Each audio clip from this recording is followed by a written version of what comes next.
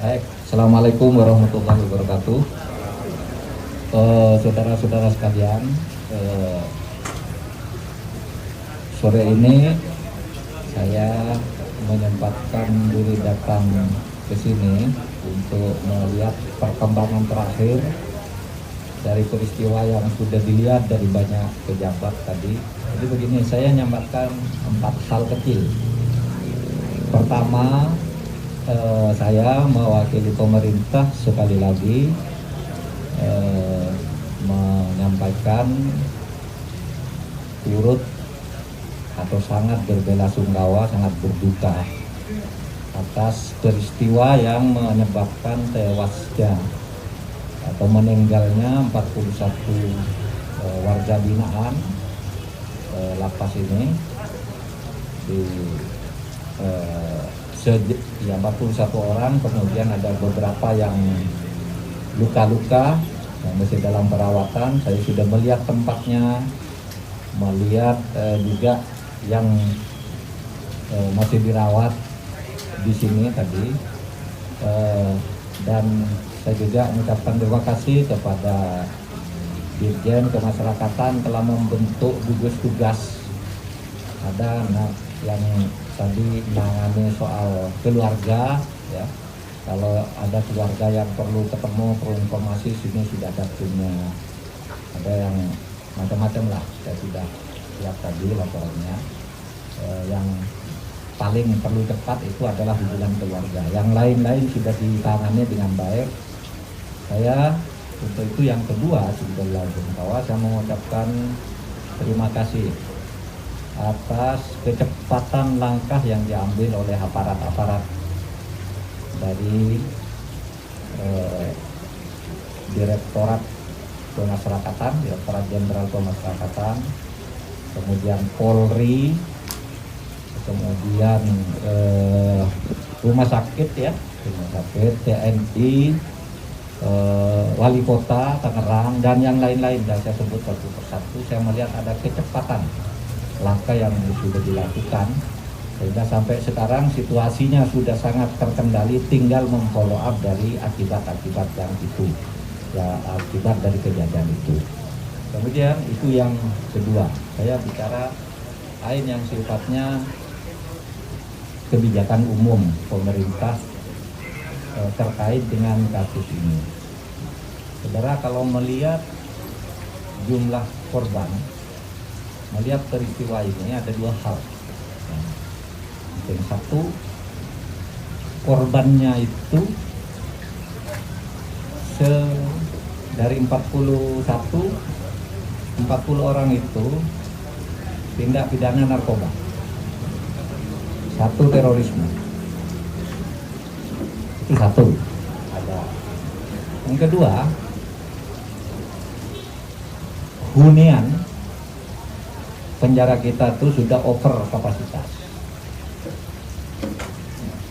Nah, untuk itu kami sedang mendiskusikan tadi, terus saya berangkat ke sini, saya bicara dengan Menkumham. Sebenarnya saya sudah lama bicara situasi lembaga pemasyarakatan ini dengan Menkumham, udah beberapa kali presentasi di tempat saya. Saya juga dengan Pak Reinhardt ini sudah berkunjung ke daerah-daerah tertentu untuk melihat betapa lembaga pemasyarakatan itu sudah tidak kondusif.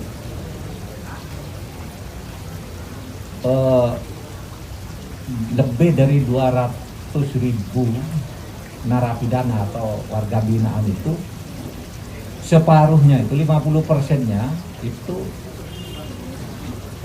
narkoba, kasus narkoba.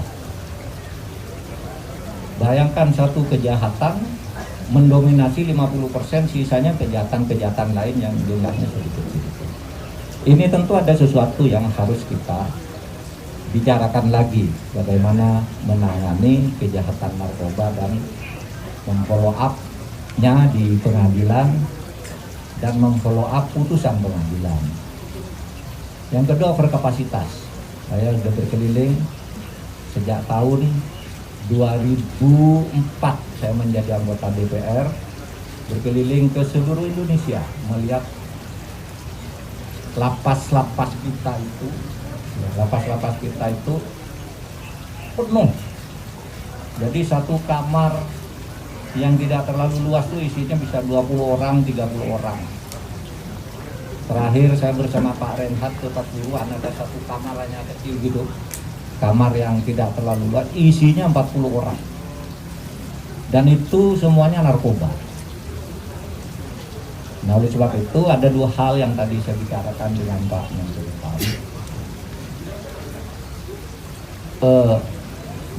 Membangun, yaitu kami berencana segera merencanakan pembangunan lapas-lapas karena sudah overkapasitas.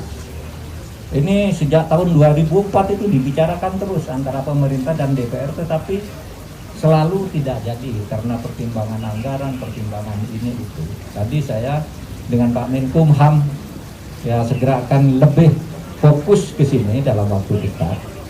Saya katakan kalau orang membangun itu kan perlu uang dan perlu tanah. Saya katakan sudah, saya yang cari tanahnya, Anda perlu berapa ribu hektar, nanti kita cari biayanya. Dari mana ribuan hektar ini?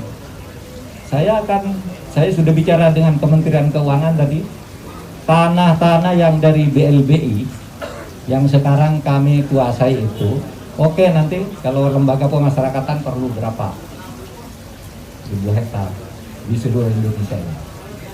Daripada tidak dirampas dari obligor atau debitur yang melakukan pembangkangan atas hutangnya. Itu satu, ya. Dan itu tidak terlalu sulit. Tinggal kami nanti mencari anggarannya. Lalu yang kedua, soal kasus narkoba ini mendominasi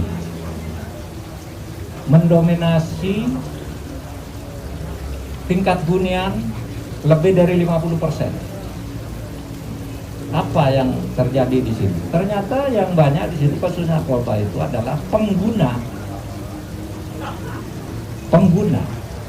yang pada umumnya korban atau orang yang karena dalam banyak kasus itu terjebak bawa tas, ada orang masukkan barang ke sana, tangkap di sana. Itu banyak sekali. Ada orang dititipi karena ngerti, tolong diantar ke sana, bawa, kena masuk penjara juga.